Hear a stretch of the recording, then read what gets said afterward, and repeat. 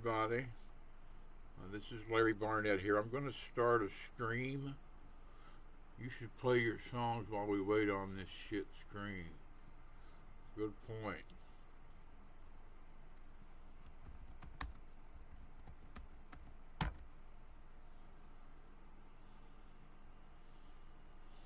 What are you up to, brother? This is just going to be a stream. The U.S. Senate was back in session today for the first time since Lindsay Graham died. And kind of the shock of the speed of his death was caught Congress off guard with him. But we send our sincerest prayers to the Graham family and know that we're praying for you. This is the video feed from the Senate floor, and I'll be monitoring chat, brother. The Senate floor. Let me see if I can get this thing to play.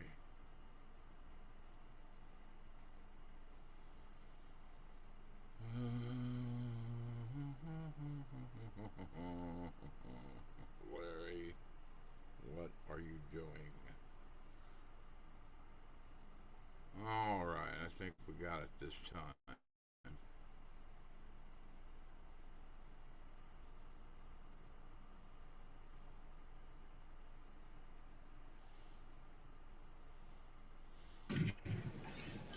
He was a friend to so many of us on both sides of the aisle. And I know that I'm not the only one who finds it difficult to imagine the Senate without Lindsey Graham. Mr. President, the events of Lindsay's life have been well documented over the past couple of days. His humble beginnings in South Carolina, sharing a single room with the rest of his family behind his family's bar. His guardianship of his younger sister, Darlene, after the untimely death of their parents. His long service in the Air Force, the South Carolina Air National Guard, and the Air Force Reserve. His career in politics, first as a member of the South Carolina House of Representatives, then as a member of the U.S. House of Representatives, where I served with him for 6 years, and then in the Senate, where he was just completing his 4th term. In the Senate, Lindsay distinguished himself as a staunch conservative and a fierce advocate for South Carolina, but also as someone who was willing to work across the aisle to find common ground and to reach solutions. A lawyer by trade, he served as chairman of the Senate Judiciary Committee from 2019 to 2021, where he helped confirm a Supreme Court justice and numerous federal judges, the kind of judges who believe in following the law and the Constitution instead of legislating policy from the bench. Most of all, of course, Mr. President, Lindsay was known for his national security and foreign policy work. There was no bigger believer in America's role in the world. He was confident that the United States could be a force for good, and he gave everything he had to ensuring that we would be. He was a friend and defender of freedom-loving peoples all over the world. He stood with the Ukrainian people in their fight against Russian aggression. And he died with his boots on, having just returned from a trip to Ukraine. He believed fiercely in the importance of a strong national defense and ensuring that our government were prepared to deter. But while there was always a lot made of his support for American hard power, he was also a big believer in the use of soft power, economic, diplomatic, and political solutions to the world's problems. I was fortunate to travel with him all over the world, including to Israel after Hamas's October 7th attack.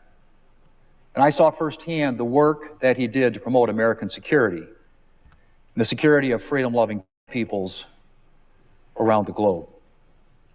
And of course, I don't need to tell anyone in this body that Lindsay was fearless in his commitment to the causes that he espoused. It didn't matter to him whether he would catch flack on an issue. He was undaunted by the politics if he believed he was right on the principle. Senator, warrior, patriot, statesman. Words that we've written about Lindsay. But for me, most of all, Mr. President, he was my friend.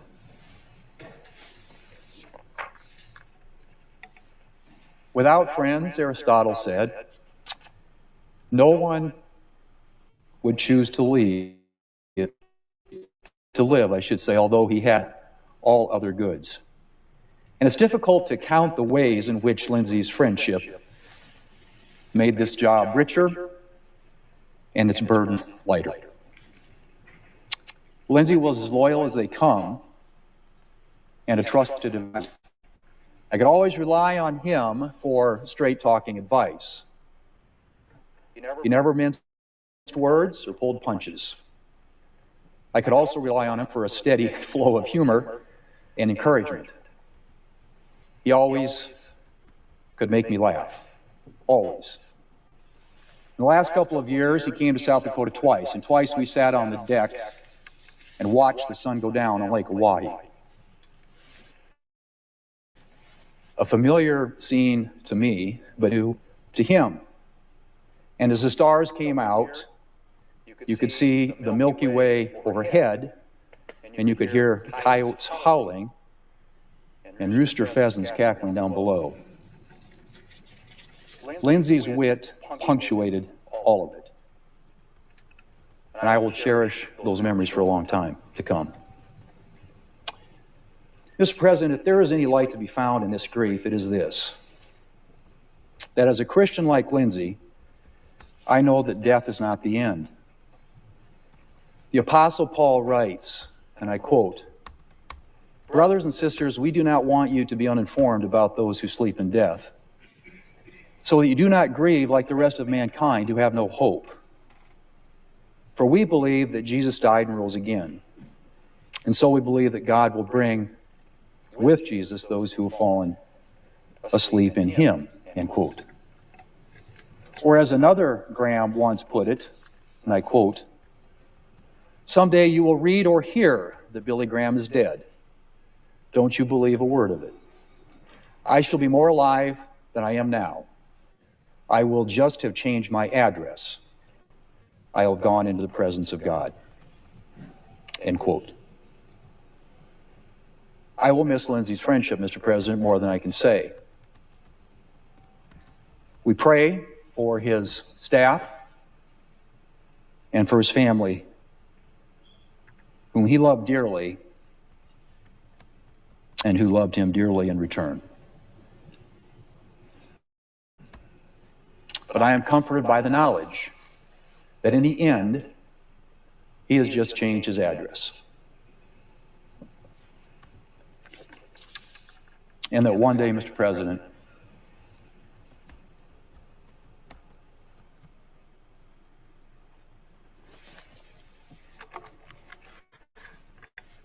we will laugh together again.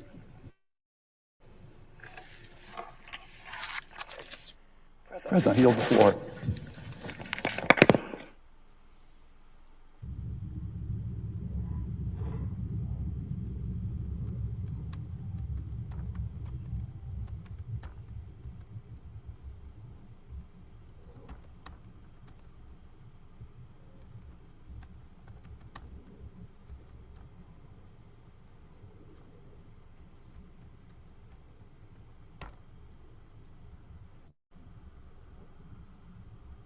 What the hell happened to my feed?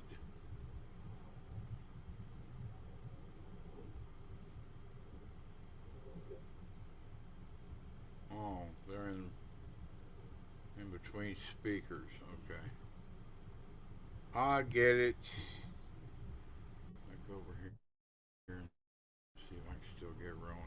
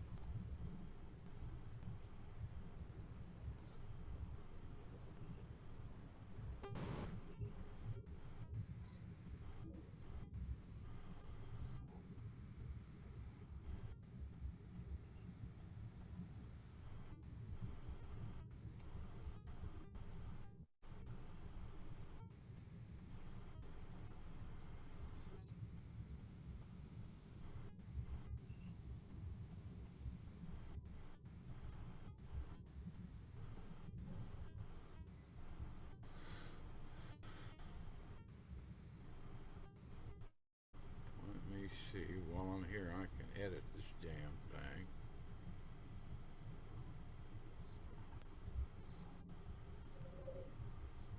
Let's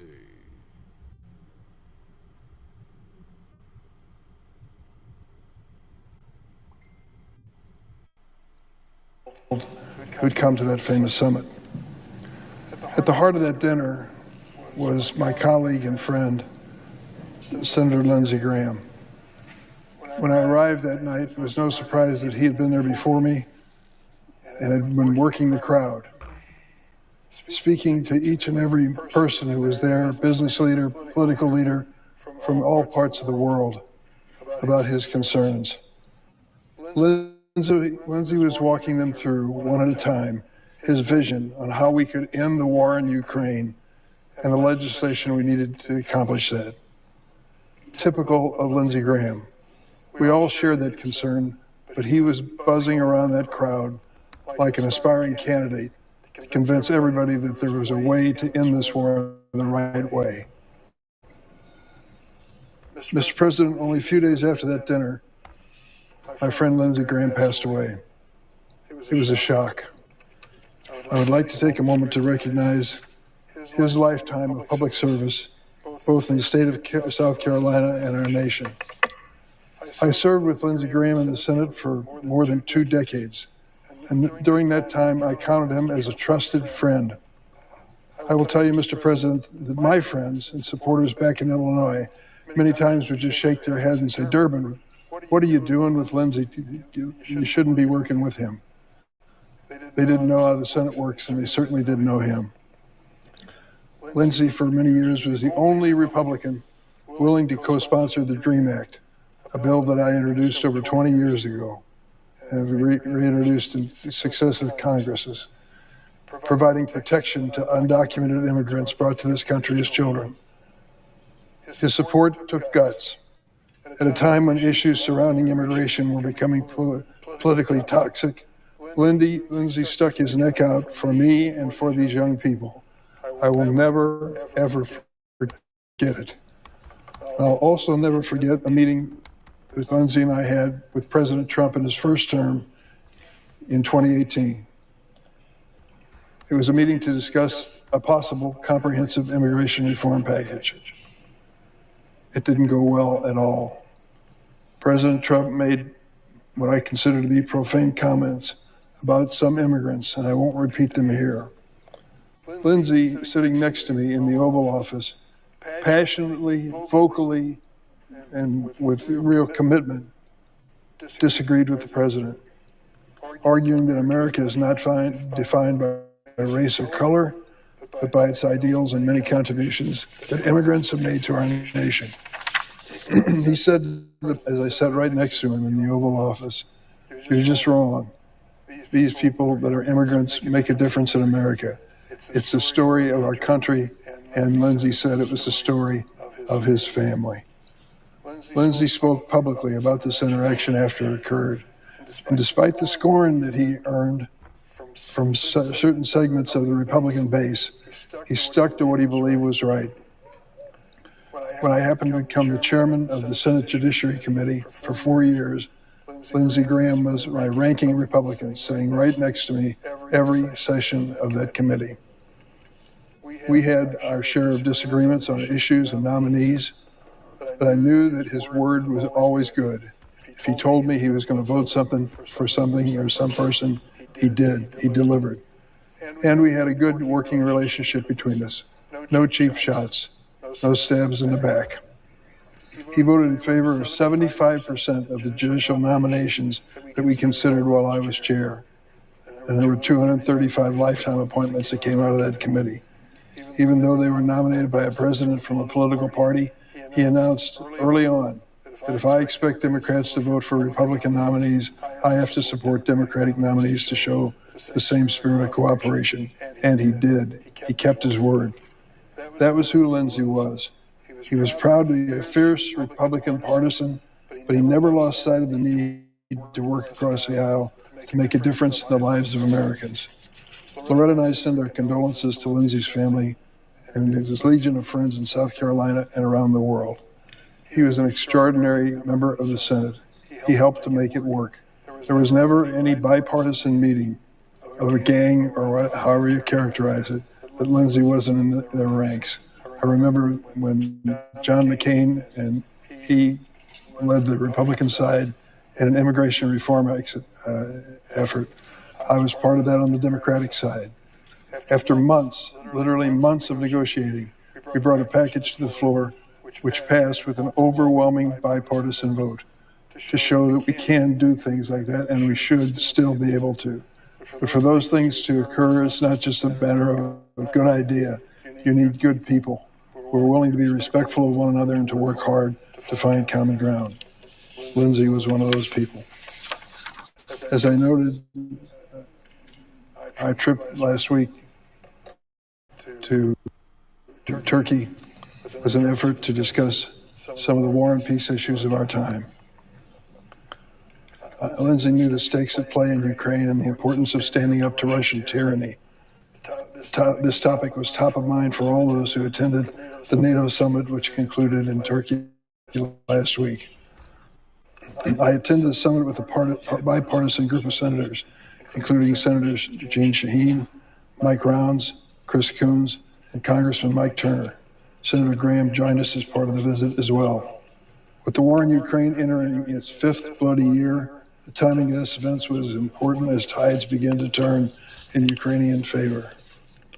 Not only did Ukraine repel the initial invasion by one of the world's largest armies, it is increasingly showing progress in winning this conflict. Russia has been unable to seize additional land and is suffering staggering losses that no political leader can sustain for a war of folly. Ukraine has also increasingly taken the conflict to Russia, weakening its energy and military infrastructure, and turning Russian public opinion against this war in Ukraine. Unlike Russia, Ukraine is careful not to strike civilian targets. I'm happy to report from the NATO summit that the alliance remains determined to see Ukraine defend itself from Russia. Most of the 32-member bloc, formed from the ashes of World War II, have notably increased their defense spending. They are contributing more funding, equipment, and personnel, and are reminding one another of their commitment and importance of this historic alliance. I was glad that President Trump attended the summit. He and President Obama were right to push our allies to pay more of their fair share for the cost of NATO. But President Trump's constant rhetoric, belittling the alliance and dreams of conquering Greenland and other follies, have been ill-timed, boorish, and counterproductive. They send exactly the wrong message to President Putin about America's resolve and commitment. They put countries such as the Baltic states and Poland at even greater risk of future Russian aggression. Already, Putin is testing the alliance through sabotage, hybrid attacks, misinformation, and assassination. And with the war turning against Russia, Putin may lash out further. This is not the time for President Trump to show Putin any weakness. So I was heartened by the incredible solidarity and resolve on full display at the NATO summit. Quite simply, NATO is alive and well, as is Allied support for Ukraine. Congress continues to show strong bipartisan support for NATO, including through funding, troop-level requirements, and the Baltic Security Initiative. But we can do more, notably helping Ukraine with desperately needed air defense. We should also continue to keep U.S. troop deployment as part of the NATO effort in frontline NATO member states. And we can, at long last, pass one of the two bipartisan Ukrainian bills pending in this chamber. One of them being a sanctions package that Lindsey Graham worked with Senator Blumenthal tirelessly to build support for. I understand that Lindsey had finally arranged for this measure to be introduced even this week. I hope we still go forward with the bill without delay. Lastly, after the NATO summit, we had a chance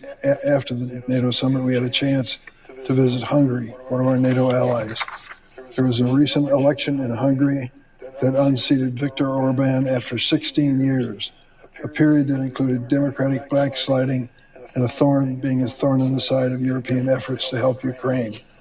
I want to congratulate the Hungarian people on this peaceful transfer of power and decision to play a more constructive role in European security, including standing with Ukraine.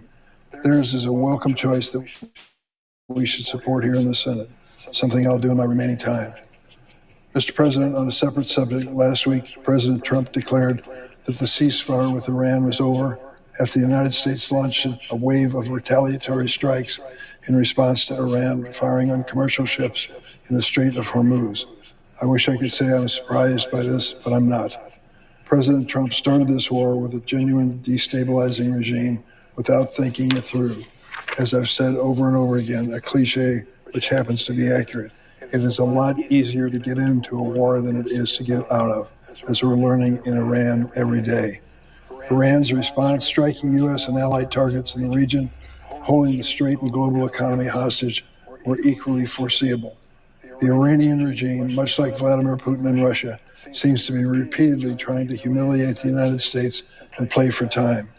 The original misstep may have occurred even earlier when President Trump withdrew U.S. from the Iran nuclear agreement during his first term. It was a deal that was working to restrain Iran's nuclear ambitions. Now we seem to be floundering back into a much weaker deal, one that bewilderingly includes billions of dollars to help Iran rebuild. I hope wiser heads will prevail, and I look forward to congressional review of any ensuing deal with Iran as required under the bipartisan Iran Nuclear Agreement Review Act. Mr. President, I yield the floor.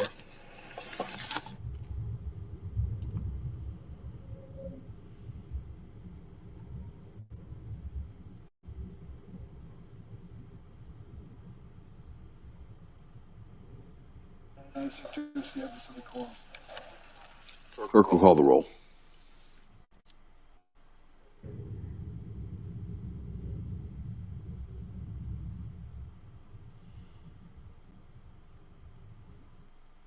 Cliff, and insist that the government shut down. If they don't get their way, it will be Donald Trump's disaster. On the Blanche nomination, Acting Attorney General Todd Blanche has spent this confirmation fight doing what he's always done for his client, his number one client, Donald Trump. Denying the obvious, defending the indefensible, lying under oath. As Attorney General, your number one client should be the United States of America.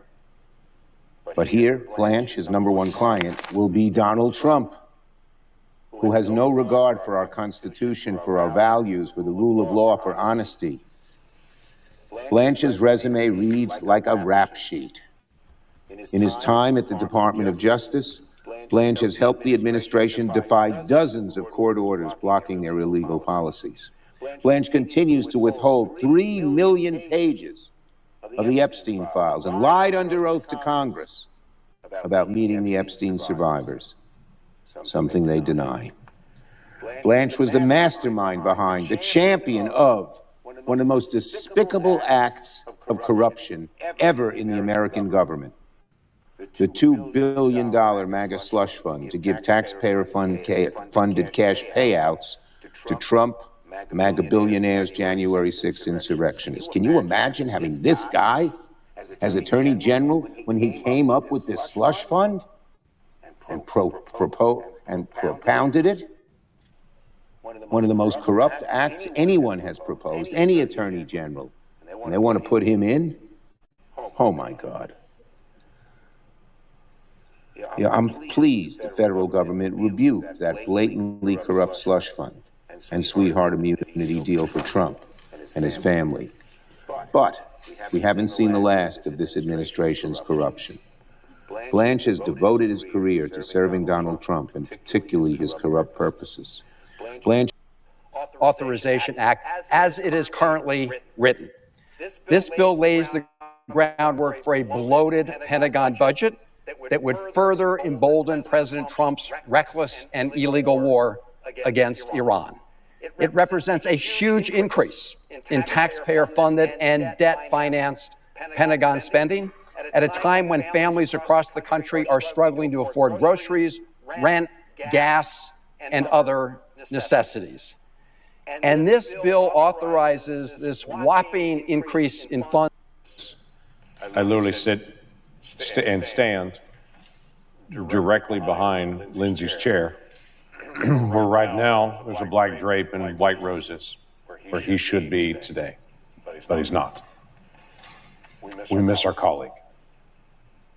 We miss his humor. We miss his ideas. We miss his insight on a lot of things. His passion for Israel, his passion for national defense, his passion for the life of the unborn, his passion for this body and for our nation and for South Carolina. But as much as we miss him here, we also understand full well there's a lot of grieving in South Carolina, and especially with his family, and with Darlene, who will be here tomorrow, being sworn into this body, as she takes her seat, literally sitting in the same chair that he was sitting in 2 weeks ago. So, Mr. President, I thought it'd be appropriate that we do more than just talk about him. Many of us have actually shared, we're praying for his family, we're praying for his staff, we're praying for the folks around him.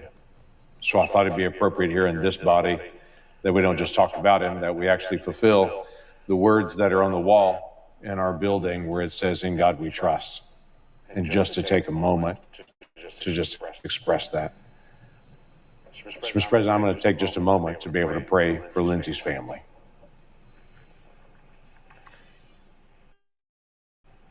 Father, I do ask that you would help Darlene and help the whole family right now as they grieve and struggle through this. That they deal right now, both with the loss of her brother and with the responsibility of coming to this body to hold this spot for months. Pray that you give her the strength that she needs, the insight that she'll need in the days ahead, and that you would comfort her as she grieves. For all of Lindsay's family, so many friends, for his staff, God, we ask that you would fulfill what your word says in Psalm 34:18, where it says that you are near to the brokenhearted and you save those who are crushed in spirit. We count on that today, Father, because this body will need your help. Lindsay's family needs your nearness. People of South Carolina and so many friends will need that. So, Father, help us as we grieve, and help us to be able to honor you in the days ahead. God, I'm grateful that you are the one who cares for each of us and that you can be trusted every day. So we are grateful for that. So help us, guide us in the days ahead to do things well and to be able to honor you in our work. That's what we ask in the name of Jesus. Amen. Mr. President, I remember the first week that I came into this body, Lindsay caught me just in a random conversation, and he said, "You and I are the only Southern Baptists that are in the Senate now." And he smiled at me and said, "You should probably talk about that more than I do." And I've never forgotten that whole conversation. That was just classic Lindsay. He's a person that loved this body, loved the country, and loved the people of South Carolina, and it showed. And as we grieve, I pray that we grieve together and that we go again and again and again to the source that hears our grieving and that meets us in our pain. With that, I yield the floor.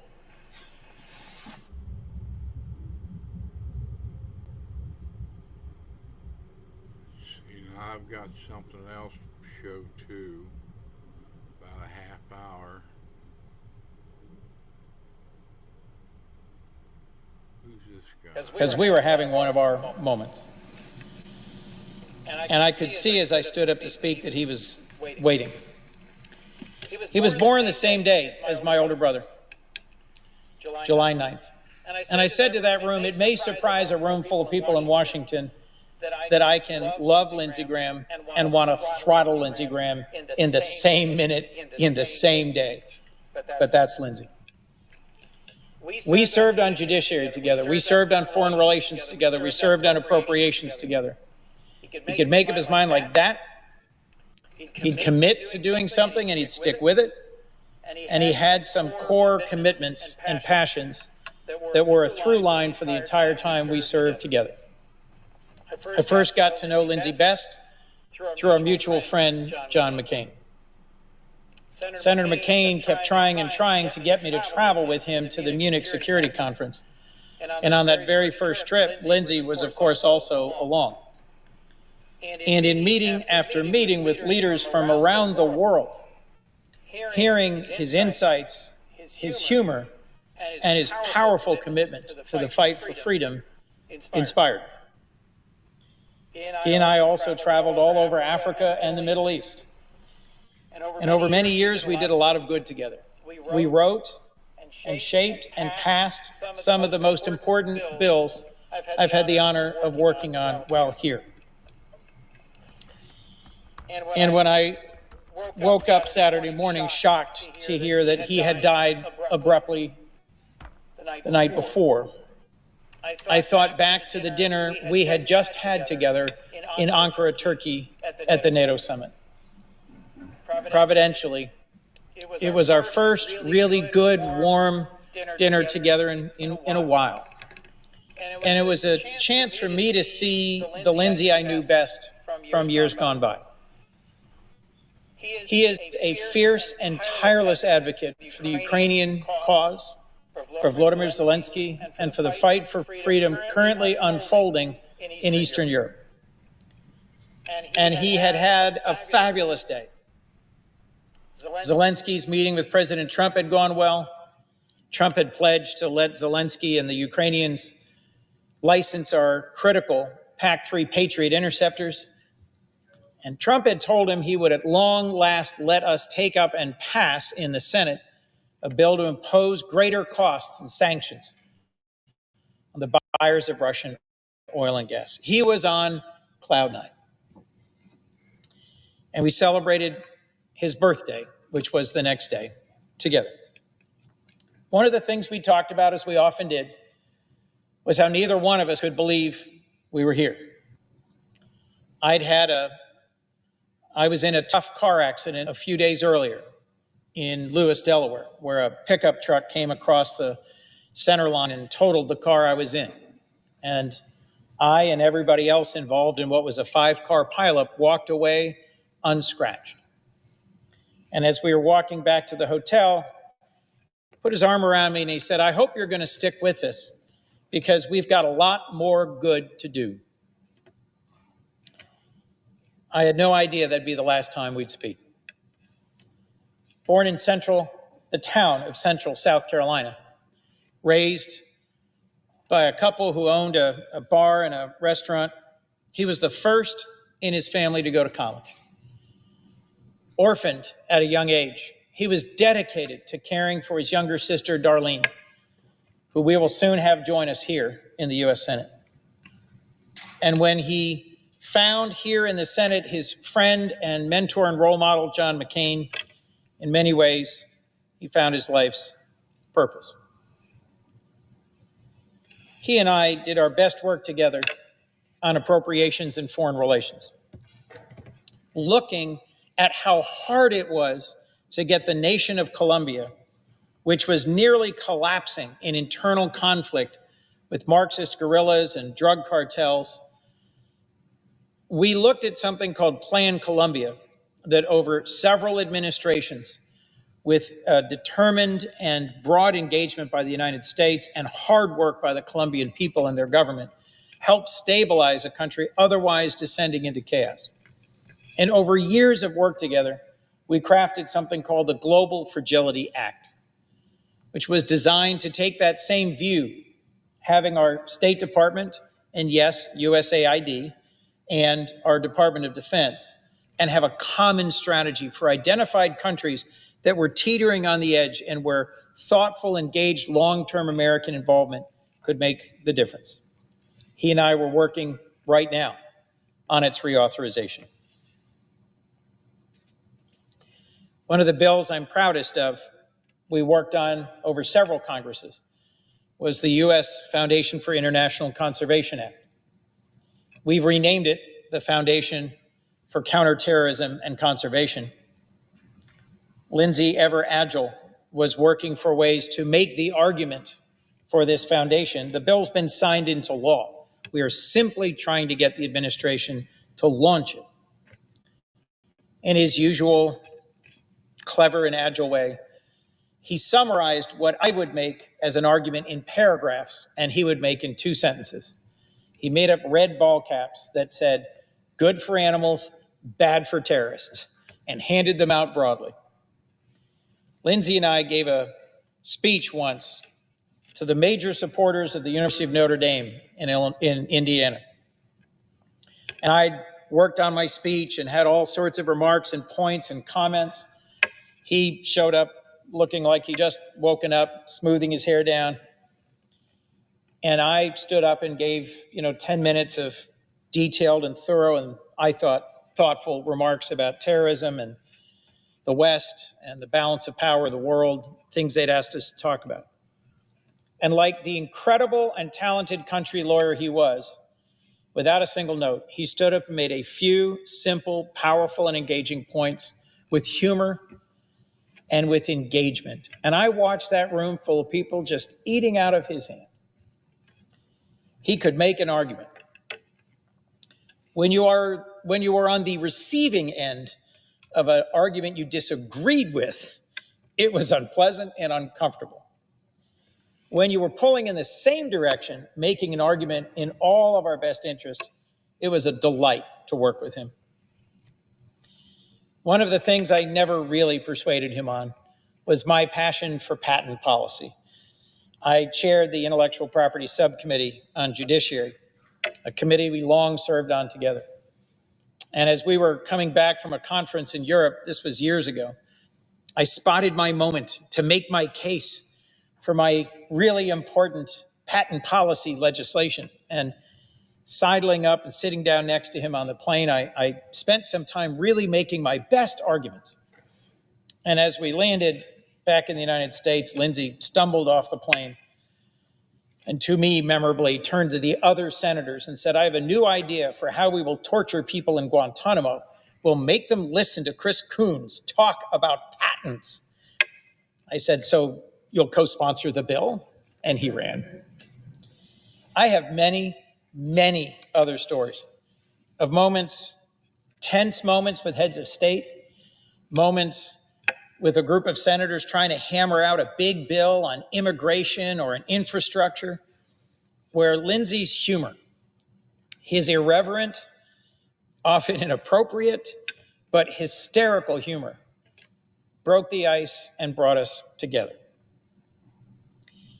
One trip I'll never forget was 2 weeks after October 7th, when Senator Graham and Senator Cardin pulled together 10 of us, 5 Republicans and 5 Democrats, of a very broad range.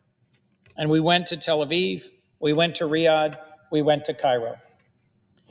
We had 2-hour in-person and intense meetings with Mohammed bin Salman of the Saudi Kingdom, with al-Sisi, the president of Egypt, with Prime Minister Netanyahu and his war cabinet. It was a grim and heavy moment because the people of Israel had just suffered a horrific attack from Hamas. But part of why that attack had happened was this process of negotiating Saudi recognition of Israel and Israeli recognition of Palestinian self-governance and an American guarantee to the Saudis was so close to conclusion, was making real progress, that Hamas chose that moment to strike. Lindsay never stopped trying to make that happen. Not when Biden was president, not now that Trump is president. And at a formal dinner we were at together in Ankara at the NATO summit, he stood up and made the case again. I hope that my colleagues will look on the history of this man who couldn't believe he had the honor and the blessing of serving here in the Senate. A man with a mercurial temper, a man of incredible humor, and a man with a tireless work ethic who served our nation in the Air Force and who served our country in the Senate. And we will redouble our efforts to make real the dream that he and I wrote together, to create a conservation foundation that will secure ungoverned spaces in South America and in Africa and Southeast Asia, and shut down jihadist groups and extremist groups, and conserve and protect wildlife and open spaces for the future. It requires just one signature from Secretary Rubio. I hope that this body will take up and reauthorize our Global Fragility Act based on lessons learned over years together, going to difficult and dangerous and remote places and looking at what was working and not working, places where our response was over-militarized or where our response was discoordinated or where our response was too little, too late. And I certainly hope that we will take up and pass the Graham-Blumenthal bill to impose real costs on Putin that was the source of his joy in his final days. He was so excited when we spoke about going into Kyiv, about giving the good news to Zelensky, about coming back here this week and passing this bill. John before him, Senator McCain before him, and Senator Graham often after said, Putin will only stop when we stop him. I believed that then, I believe it now. And for someone who worked so hard and for so long on our nation's best interests, I think the least we could do to honor Lindsey Graham's memory is to take up and pass in this Senate the legislation for which he worked and fought so long. Let me close by saying to everyone who worked for Lindsey, and I've known many of you over the years, to his sister Darlene, to his extended friends and family in South Carolina, know that even though he and I fought like hell on many occasions, it was like fighting with a brother. Someone, although he changed and moved, and at times we had great difficulties and distance, I always knew in the end in his heart, he loved this nation. He loved this institution. He loved South Carolina, and he loved the people he represented. My predecessor in this seat, Senator, then Vice President, then President Joe Biden, was close with Lindsey. They too had their moments, their fights, their falling out. But President Biden has also said that he and Dr. Biden are praying for Lindsey's family and all who worked with him and knew him. And I join them in offering my deep and heartfelt condolences. I am just so grateful. I am just so grateful that my last memory of him is of him in his best place, seeing a pathway towards accomplishing yet another big goal. And as we walked back to the hotel, he turned to me and he said, I never dreamed, I never imagined I'd get to be a U.S. Senator. And I hope you, Chris Coons, won't give up on it, because it's a great place. It's a great institution. Change is going to come, and we're going to get a lot of great things done together. Well, my friend, I look forward to doing those things in your honor. Thank you, Mr. President. With that, I yield the floor. Under the previous order and pursuant to As Res 801, the Senate stands adjourned until 10 a.m. on Tuesday, July 14th, 2026, and does so as a further mark of respect to the Honorable Lindsay Olin Graham, late a senator from the state of South Carolina.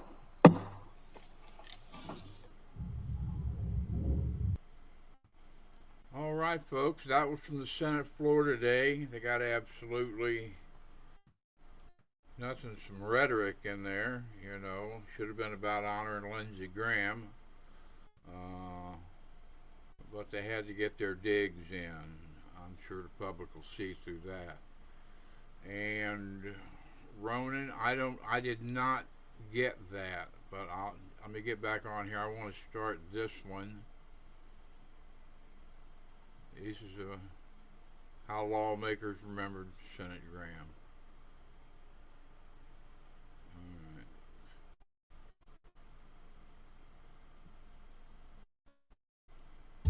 Hi, I'm Lindsay Reiser. Welcome to Congress returning to Washington to the death of South Carolina Senator Lindsey Graham over the weekend. The 71-year-old died Saturday after what his office called a brief and sudden illness. A medical examiner's preliminary findings suggest the cause was aortic dissection, which involves a tear in the main artery from the heart. Graham had just returned a day earlier from his 10th visit to Ukraine, where he met with Ukrainian President Volodymyr Zelensky. South Carolina Governor Henry McMaster is set to appoint the late senator's sister, Darlene Graham Norden, to finish his Senate term, which ends in January, rather. That's according to sources familiar with the decision. The governor is holding a press conference at 4 p.m. Eastern to announce his appointment. And a special Republican primary election will be held August 11th to determine who will replace him on the ballot for the general election in November. CBS News congressional correspondent Caitlin Huey-Burns joins us now. And Caitlin, we know that the president has thrown his support behind Darlene, along with Senate Majority Leader John Thune and South Carolina Senator Tim Scott. What do we know about her? That's right. Well, we know that she was very, very close with her older brother. Graham's parents died within a year of each other when they were young. He was about 20 and she was not even a teenager. He later adopted her and essentially helped raise her. She has appeared in his campaign ads speaking about that time that he stepped in to really help her. And they have been so close ever since. We've been seeing video today, for example, of her standing by his side as he was being sworn into the Senate. So this is a notable pick because it's entirely unconventional. She hasn't really been in the political space, but this comes at a time where there's really not much time left in this Congress. If you think about it, Lindsay, they are here for another few weeks, then they are recessing for the month of August. They'll come back in September, then recess again for the month of October because it is campaign season. And Graham's term was supposed to end in January, so he would essentially have the rest of this year. He was running for re-election, so that's where things get tricky here. The governor is going to appoint his sister, Darlene, for the remainder of his term, but it's not expected that she would run for it full time or in the long run. So this is really seen, Lindsay, as a placeholder appointment, someone who can come in and kind of absorb his staff and be able to kind of work with South Carolina and kind of tend to the office that way. But by no means does she absorb his committee assignments or his chairmanships. He was the chairman of the Budget Committee, which, as we've talked about before, is such a key committee up here. He was supposed to be shepherding through a third reconciliation bill in this Congress in that position. But the way it works up here is it doesn't mean just because you assume someone's seat, you take on those committee assignments. Those will be delegated and discovered and kind of worked out within the committees and by the majority leader here. But it does come at a very tenuous time here, as we know, and as we've been talking about all day. Lindsey Graham was really at the forefront of major foreign policy issues here and had the ear of the president as well. So this is really seen as a placeholder position before we get to a special election in August, where other contenders are likely to be running. Okay, Caitlin, hang out with us for a bit if you can, because we do want to go inside and take a look at some of the proceedings. The chaplain had just led a prayer session, and it looks like that is continuing. Let's listen. With gratitude, his commitment to the responsibilities entrusted to him and the many ways he sought to serve the people of this country. Give comfort, strength, and peace to his family, friends, colleagues, and all who mourn his passing. Surround them with your presence in the days ahead and remind them of the hope that endures even in the midst of grief.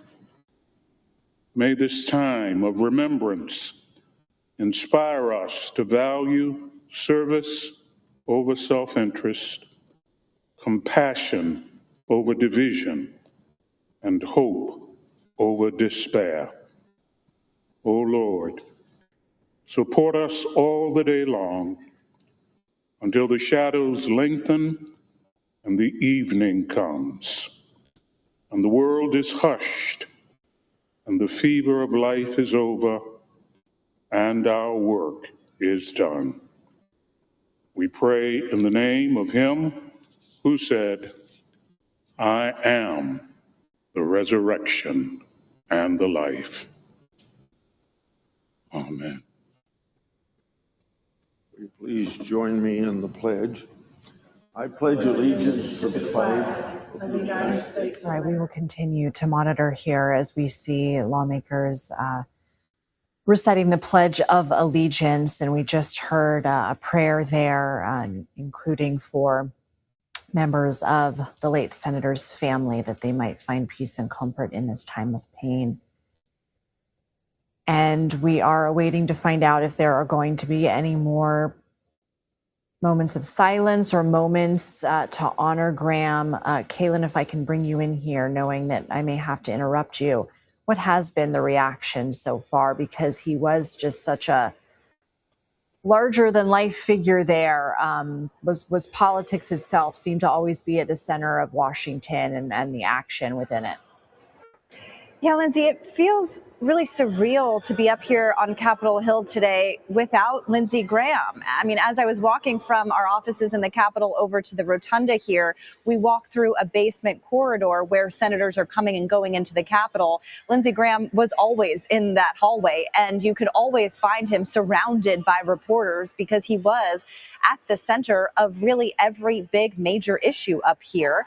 And so it does feel kind of uncanny today. And there is a sense of just shock across the Capitol today. I was just in the elevator with Senator Moran, who said that he found out about this news while he was on a CODEL. And he and his colleagues are all completely stunned by this news. In no way were they expecting it at all. I mean, Graham had just been in Ukraine meeting with President Zelensky, had been working on a big Russian sanctions bill up here, by all accounts, was moving ahead on these major issues, not only trying to find some kind of peace deal in Ukraine, but also having to move through a big defense authorization bill, not to mention this big budget bill that we were talking about earlier. So a real presence up here on Capitol Hill, and you can certainly feel it. The tributes to him are coming from across the world. World leaders have weighed in, former presidents have weighed in, and he's gotten a lot of bipartisan tributes up here on Capitol Hill. And it's notable, Lindsay, that because of his position in kind of the foreign policy realm, he took a lot of trips abroad with a lot of delegations from Congress. And many of them have been recalling their time on trips with him abroad. Amy Klobuchar had a really moving tribute that she posted yesterday that kind of went beyond the partisan politics that you usually see and really commending his public service. So you're seeing those tributes pour in. He had relationships with everyone up here, Democrats and Republicans. And while he was a staunch Trump ally, top defender of his and close friend, I mean, the president said he talked to him on Saturday night, just before he died. He also had relationships with Democrats up here. I remember I started to cover him when he was working on a big bipartisan bill that would usher in, they hoped, a big immigration reform. That was a failed attempt, obviously, but something that he was passionate about at the time. So pretty much everyone has stories about working with Lindsey Graham up here. And you're seeing, a lot of his colleagues come back to Washington from this 4th of July recess, just completely stunned and trying to kind of figure out how to move forward, not only the loss of their colleague, but an important member of the Senate. Yeah, I've enjoyed some of the tributes also showing his humor, the lighter side of Lindsey Graham. Let's go ahead back to the floor and listen to the senior senator from Iowa, Senator Chuck Grassley. Day for all of us in the Senate, and particularly those that are very, very close to Lindsey Graham, and that would be most senators and obviously his staff. So I'd like to take a moment to honor the life of our fellow Senator, Lindsey Graham. We were shocked by the sad news yesterday of his untimely death. Senator Graham was a devoted public servant. Through his military service as a colonel in the U.S. Air Force and Air National Guard, as well as being elected to office continually since 1992. Senator Graham was a very forceful and quick-witted presence in every room that he entered. His warm nature made everyone his friend, and I feel blessed to be one of them. A few feet from right here is the Senate cloakroom. Frequently, Senator Graham would hold court there, and in holding court, he was making every senator laugh, no matter what the challenge we were dealing with on that particular day. He was infectious in the way he told a story. And of course, there was always a punchline. I was no stranger to being the butt of his jokes. Senator Graham loved to tell people how frugal I was, and that if I were ever to open my billfold, dust and moss would come out of it. I don't know how many times I've heard that. Senator Graham always brought a smile to your face and levity to the halls of Congress. Senator Graham was no stranger to my home state of Iowa, as its first in the nation for presidential elections in the year 2016, when he announced he was going to run for president. I had the privilege of showing him around a time or two during his campaign for president, and he was a fan of the good people of my state of Iowa, identifying with our shared values of hard work, of faith, and genuine care for one another. I also worked closely with Senator Graham on the Senate Budget and Judiciary Committees, and we worked together for decades. He was a coveted ally on legislation, and as chairman of those committees, he was always fair and he was always productive. From Supreme Court confirmations to criminal justice reform and border security, having Senator Graham in your corner was a great asset. He will be remembered for his many accomplishments as a national figure for the Republican Party. Senator Graham deeply loved his country. He was a bold leader, an impassioned national security hawk. He spoke his mind, as we all know, and we all know that he had the capability and the desire to work across the aisle. He was at the center of some of the most famous deal-making groups in the past 30 years. He loved the Senate as an institution, and his hardworking staff was like family to him.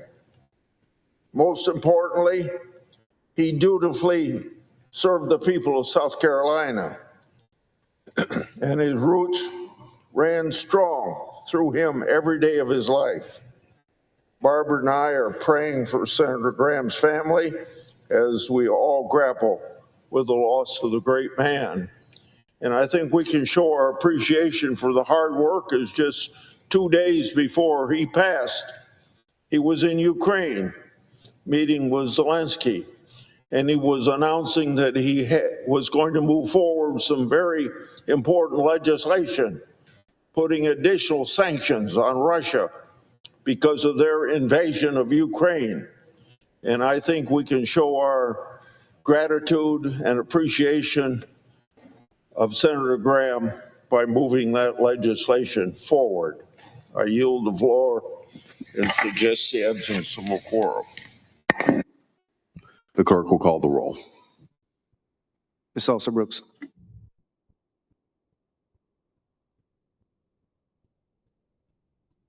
That was Iowa Senator Chuck Grassley speaking on the floor about Senator Lindsey Graham, his friend, his colleague, with whom he served on the Budget Committee. Senate Majority Leader Thune is now speaking. Let's watch. As chairman of the Senate Judiciary Committee from 2019 to 2021, where he helped confirm a Supreme Court justice and numerous federal judges, the kind of judges who believe in following the law and the Constitution instead of legislating policy from the bench. Most of all, of course, Mr. President, Lindsay was known for his national security and foreign policy work. There was no bigger believer in America's role in the world. He was confident that the United States could be a force for good, and he gave everything he had to ensuring that we would be. He was a friend and defender of freedom-loving peoples all over the world. He stood with the Ukrainian people in their fight against Russian aggression, and he died with his boots on, having just returned from a trip to Ukraine, his 10th. He believed fiercely in the importance of a strong national defense in ensuring that our country and our military men and women were always prepared to deter and defeat any threat. But while there was always a lot made of his support for American hard power, he was also a big believer in the use of soft power, economic, diplomatic, and political solutions to the world's problems. I was fortunate to travel with him all over the world, including to Israel after Hamas's October 7th attack. And I saw firsthand the work that he did to promote American security and the security of freedom-loving peoples around the globe. And of course, I don't need to tell anyone in this body that Lindsay was fearless in his commitment to the causes that he espoused. It didn't matter to him whether he would catch flack on an issue. He was undaunted by the politics if he believed he was right on the principle. Senator, warrior, patriot, statesman. Words that will be written about Lindsay. But for me, most of all, Mr. President, he was my friend.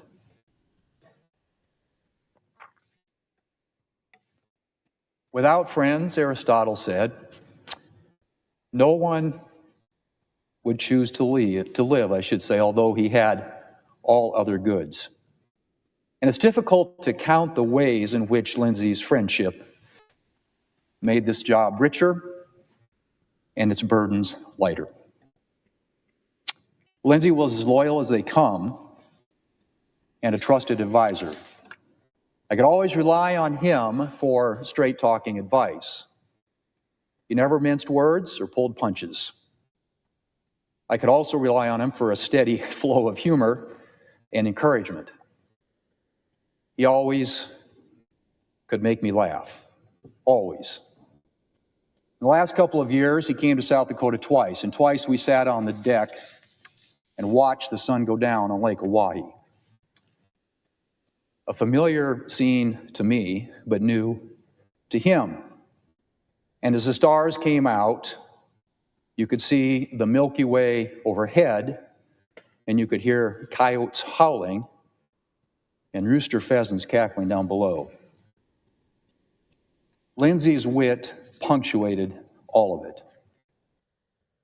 And I will cherish those memories for a long time to come. Mr. President, if there is any light to be found in this grief, it is this: that as a Christian like Lindsay, I know that death is not the end.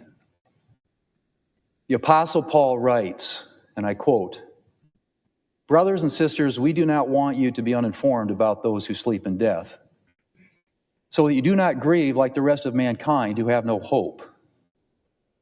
For we believe that Jesus died and rose again. And so we believe that God will bring with Jesus those who have fallen asleep in him," end quote. Whereas another Graham once put it, and I quote, "Someday you will read or hear that Billy Graham is dead. Don't you believe a word of it. I shall be more alive than I am now. I will just have changed my address I have gone into the presence of God. End quote. I will miss Lindsay's friendship, Mr. President, more than I can say. We pray for his staff and for his family, whom he loved dearly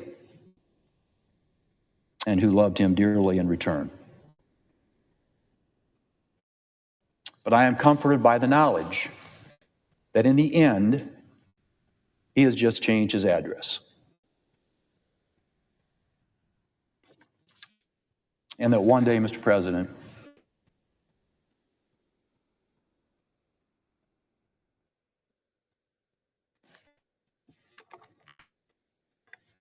we will laugh together again.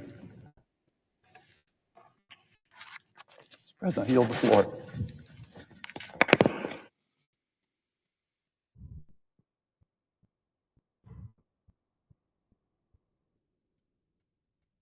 What a moment, powerful, emotional moment there from Senate Majority Leader John Thune talking about Senator Lindsey Graham and his friend, saying that he was as loyal as they come and a trusted advisor. Senator Thune said he could always rely on him for encouragement. Let's go ahead and bring back in Caitlin Huey-Burns. And, you know, we often see these people as politicians and larger than life, but when we're hearing these tributes, we're reminded that these weren't just colleagues, they were friends. So many overseas trips together, so much time spent together, and you could hear there in Senator Thune's voice really the pain that he's feeling right now and missing his friend. Yeah, Lindsay, I had the same reaction. Listening to Thune just there, I was really struck by how emotional he got at the end there. I mean, Thune is someone who you see day in and day out, really, just moving through, keeps his emotions very close to the chest and doesn't display them often. And you heard him there paying tribute to not only his colleague, but his friend. You could see kind of how overwhelming this is for lawmakers here. Remember, Graham showed no indication of having any sort of illness. I mean, this has just been a shock to everyone, just given that he was just in Turkey, he was just in Ukraine. He was just here voting on the floor a couple of weeks ago.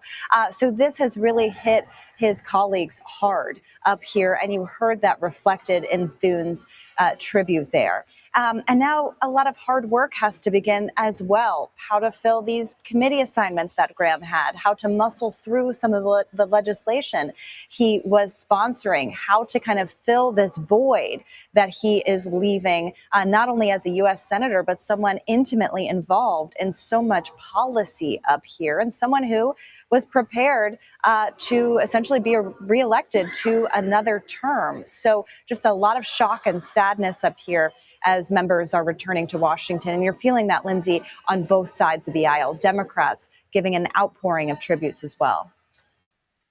And I think also what is important to keep in mind is he was very critical of President Trump in those early years of the Make America Great Again movement. He had become and transformed himself into an advocate, a confidant, but we're learning some dribs and drabs too of how he sort of managed that relationship and not always necessarily telling the president what he wanted to hear.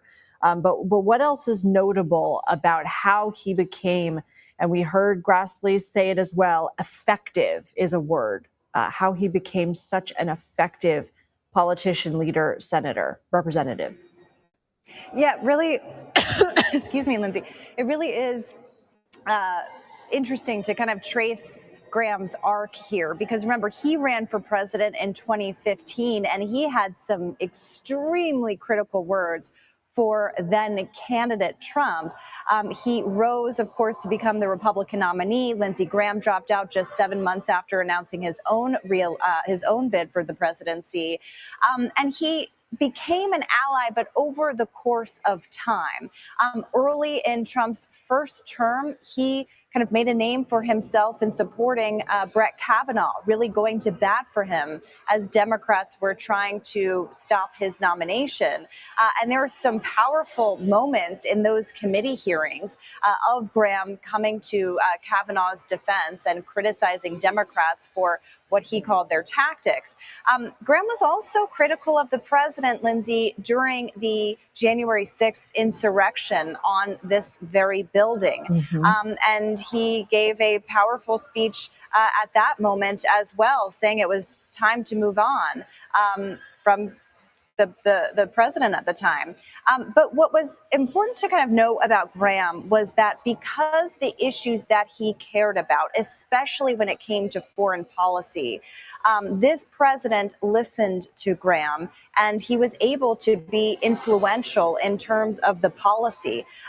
For example, on Iran, most recently, Graham had been pushing for that intervention and had been the top defender of it here on Capitol Hill and urged the president to finish the job. That was something that was, very, that he had promoted, and he kind of kept that hawkish foreign policy tone, even as the base of his party and the leader of it espoused a America First ideology, kind of approach to foreign policy. So Graham was able to wield his influence. Sometimes he was successful, sometimes he wasn't. Take Ukraine, for example. He had been pushing the president towards his position there. And that is also, of course, an open question as it remains. But it was notable, Lindsay, that he was just in Ukraine meeting with Zelensky, trying to kind of work forward here, very supportive of the NATO alliance. So there were times when his foreign policy ran in contrast to Trump's and times that it aligned with him. But at the end of the day, he had the president's ear, so much so that he spoke to the president just shortly before he died on Saturday.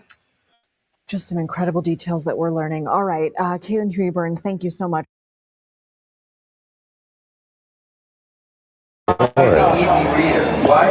Yes, for me.